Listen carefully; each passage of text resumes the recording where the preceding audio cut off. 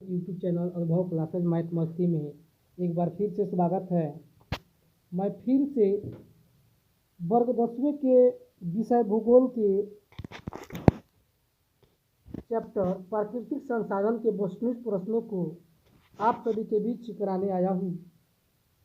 आप लोगों से यही उम्मीद करता हूँ कि आप लोग एक अच्छे से अच्छे अपने कॉपी में नोट करते चल रहे हैं, जिससे कि आपका बेहतर तैयारी हो और आप अच्छे से अच्छे अंक हासिल कर सकते हैं।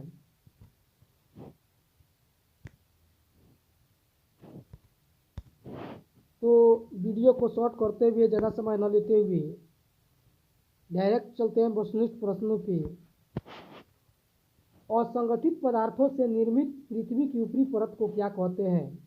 असंगठित पदार्थों से निर्मित पृथ्वी की ऊपरी परत को हम लोग मृदा कहते हैं। मृदा या मिट्टी कहते हैं। मृदा का दूसरा नाम क्या है? मिट्टी। या आपसे ये भी क्वेश्चन पूछा जाएगा कि मृदा क्या है, तो इसका आंसर होगा गाइस, असंगठित पदार्थों से निर्मित पृथ्वी की ऊपरी परत को मृदा कहते हैं। तो क्वेश्चन पूछने का तरीका अलग अलग है। यदि आप इन सभी वस्तुनिष्ठ प्रश्नों को बढ़िया से अच्छे से देख ले रहे हैं तो आपका अच्छा से अच्छा अंक हासिल हो सकता है। नेक्स्ट पॉइंट है, भारत में कुल 6 प्रकार की मिट्टी पाई जाती है। भारत में कितने प्रकार की मिट्टी पाई जाती है? 6 प्रकार की मिट्टी पाई जाती है। ये पूछा जाएगा आपको क्वेश्चन कि भारत में कितने प्रकार की मिट्टी पाई जाती है, तो 6 प्रकार की मिट्टी पाई जाती है। या आपसे भी क्वेश्चन पूछा जाएगा कि भारत में कुल कितने प्रकार की मिट्टी पाई जाती है, तो 6 प्रकार की। नेक्स्ट क्वेश्चन है, नदियों द्वारा प्रति वर्ष बाढ़ में बहाकर लाई गई मिट्टी को क्या कहते हैं? तो नदियों द्वारा बहाकर बाढ़ में लाई गई मिट्टी को हम लोग जलोढ़ मृदा कहते हैं। क्या कहते हैं? जलोढ़ मृदा कहते हैं। या जलोढ़ मृदा किसे कहते हैं? तो नदियों द्वारा बहाकर लाई गई प्रति वर्ष मिट्टी को जलोढ़ मिट्टी कहते हैं। नेक्स्ट क्वेश्चन है कि जलोढ़ मिट्टी कितने प्रकार के होते हैं? तो गाइस, जलोढ़ मिट्टी निम्न 2 प्रकार के होते हैं। कौन कौन? तो एक होता है खादर और दूसरा होता है बांगर। इसी बीच खादर क्या है और बांगर क्या है जानेंगे लोग। नवीन जलोढ़ मिट्टी को खादर, नवीन जलोढ़ मिट्टी को क्या कहते हैं? खादर। नवीन जलोढ़ का मतलब हुआ नया नदियों द्वारा बहाकर लाई गई मिट्टी को नवीन जलोढ़ मिट्टी कहेंगे। लाई गई मिट्टी को नई नदियों द्वारा लाई गई नवीन जलोढ़ मिट्टी को क्या कहेंगे? खादर। और पुराने जलोढ़ मिट्टी को हम लोग बांगर कहते हैं। पुराने जो नदियों द्वारा लाई गई मिट्टी होती है उसको क्या कहते हैं? बांगर कहते हैं। नेक्स्ट क्वेश्चन है, भारत में सबसे अधिक जलोढ़ मिट्टी पाई जाती है। भारत में सबसे अधिक कौन सी मिट्टी पाई जाती है? जलोढ़ मिट्टी पाई जाती है।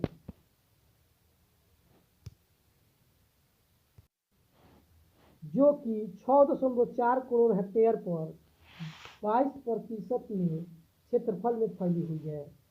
भारत में कितने हेक्टेयर पे जलोढ़ मिट्टी फैली हुई है?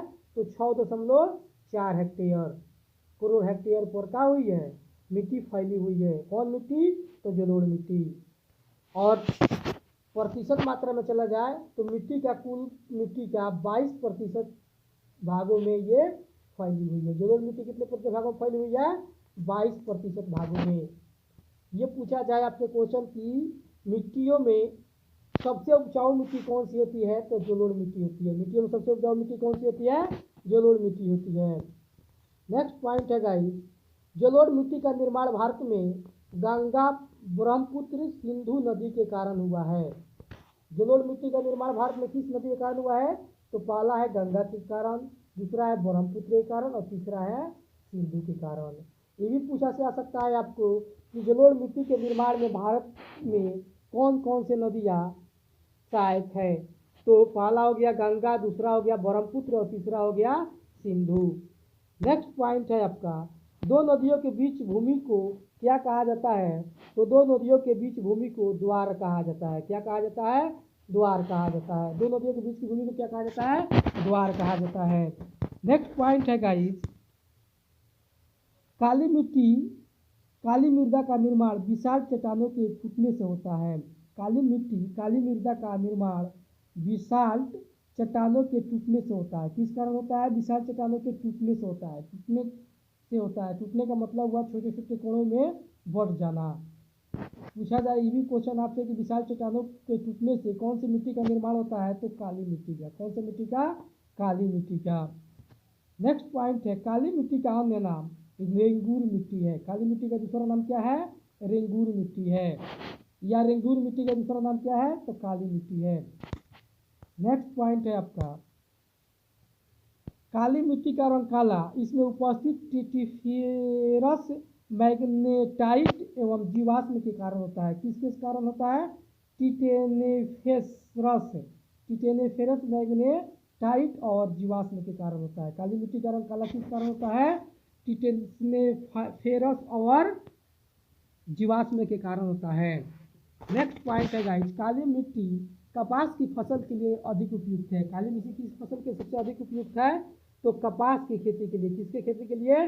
कपास की खेती के लिए। या इसे भी क्वेश्चन पूछा जा सकता है आपसे कि कपास की खेती के लिए कौन सी मिट्टी सबसे उपयुक्त है। तो गाइस सबसे कपास की खेती के लिए सबसे मिट्टी कौन सी उपयुक्त है? तो काली मिट्टी उपयुक्त है। नेक्स्ट पॉइंट है आपका, लाल मिट्टी का रंग लाल इसमें उपस्थित लौह ऑक्साइड के कारण होता है। लाल मिट्टी का रंग लाल किसके कारण होता है? तो लौह ऑक्साइड के कारण होता है गाइस। आपसे क्वेश्चन पूछा जाए कि लाल मिट्टी का रंग किस के उपस्थिति के कारण होता है, तो लाल और लौह ऑक्साइड के कारण होता है।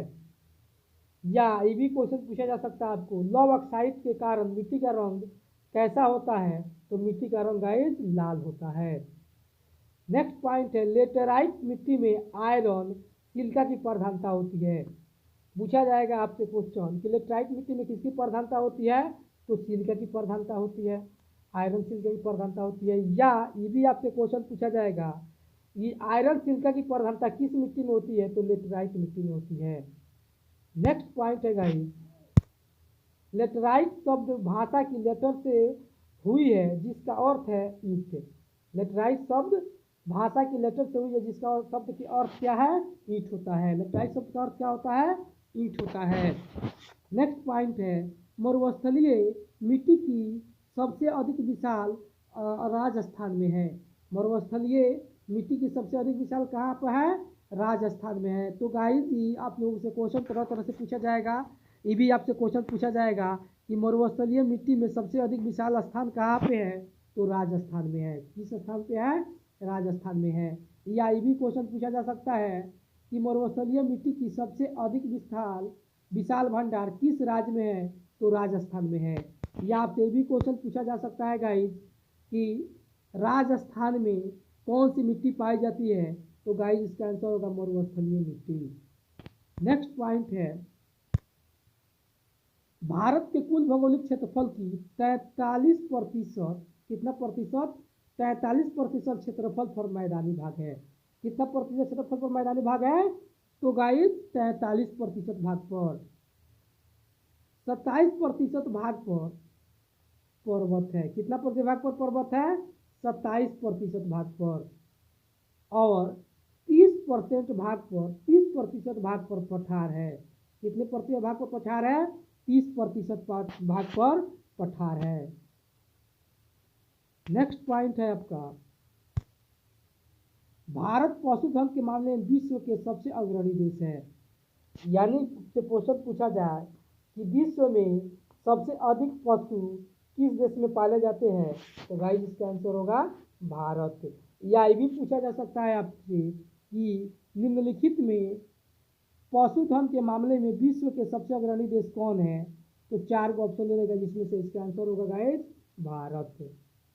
नेक्स्ट पॉइंट है, मृदा का अपने स्थान से विभिन्न क्रियाओं द्वारा स्थानांतरित होना क्या कहलाता है? तो गाइस इसका आंसर होगा भूक्षरण कहलाता है। क्या कहलाता है? भूक्षरण कहलाता है। या इसे हम लोग अपवर्दन भी कहते हैं। क्या कहते हैं? अपवर्दन भी कहा जाता है। या आप इसे मिट्टी का कटाव भी कह सकते हैं। नेक्स्ट पॉइंट है,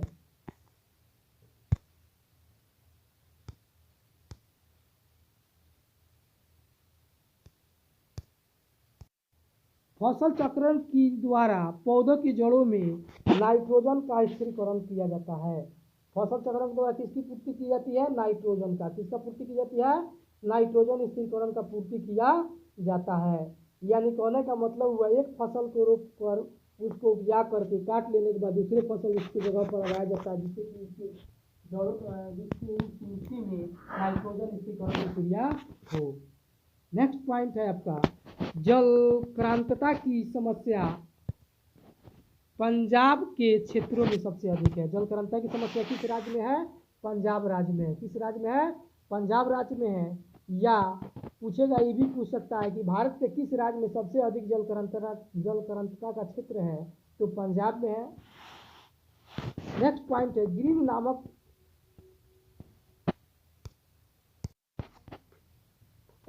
नामक रसायन मेढक के प्रजनन को नष्ट कर देता है, जिससे कि कीटों की संख्या बढ़ जाती है। कौन सा रसायन मेढक के प्रजनन को नष्ट कर देता है? एंड्रीन नामक रसायन। यह भी क्वेश्चन पूछा जा सकता है आपसे कि एंड्रीन नामक रसायन से किसके प्रजनन को नष्ट कर दिया जाता है? तो ऑप्शन में आपका रहेगा मेढक, तो मेढक पे लगाइएगा आंसर। या ये भी पूछ सकता है एंड्रीन नामक रसायन मेढक के प्रजनन को नष्ट करता है, जिससे कीटों की संख्या बढ़ जाती है। ये भी पूछ सकता है कि एंड्रीन नामक रसायन मेढक के प्रजनन को नष्ट कर देता है, जिससे डैश की संख्या बढ़ जाती है। यानी किसकी संख्या बढ़ जाती है? तो कीटों की संख्या गाइज बढ़ जाती है। अब आ गया आपका पाठ्य पुस्तक के वस्तुनिष्ठ प्रश्नों के का आंसर। पंजाब में भूमि निम्नीकरण का मुख्य कारण क्या है? तो पंजाब में भूमि निम्नीकरण का मुख्य कारण अधिक सिंचाई है। कौन सा कारण है? सबसे अधिक सिंचाई है। सोपानी कृषि किस राज्य में प्रचलित है? तो गाइस इसका आंसर है उत्तराखंड में। किस राज्य में प्रचलित है? तो उत्तराखंड में। या ये भी क्वेश्चन पूछा जा सकता है, उत्तराखंड में कौन सी कृषि सबसे अधिक प्रचलित है? तो सोपानी कृषि प्रचलित है। नेक्स्ट पॉइंट है मरुस्थलीय मृदा का सबसे अधिक विस्तार किस राज्य में है? तो राजस्थान में है। मेढक के प्रजनन को नष्ट करने वाले रसायन का नाम क्या है? एंड्रीन है। क्या है? एंड्रीन है। नेक्स्ट पॉइंट है काली मृदा का दूसरा नाम क्या है? तो रेंगूर मृदा है। काली मृदा का दूसरा नाम क्या है? रेंगूर मृदा है। तो गाइज यदि मेरा वीडियो अच्छा लगा हो तो लाइक सब्सक्राइब जरूर करें। ये मैं उम्मीद करता हूँ कि आप लोग जितना से हो सके शेयर लाइक सब्सक्राइब कीजिएगा।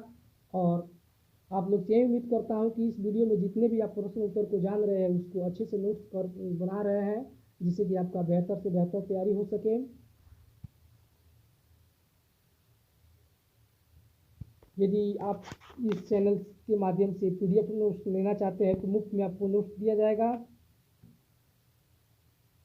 मेरा कॉन्टैक्ट नंबर है 77 819 82 856।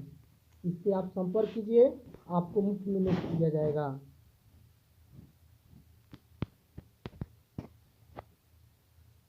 जय हिंद, जय भारत, जय जवान, जय किसान।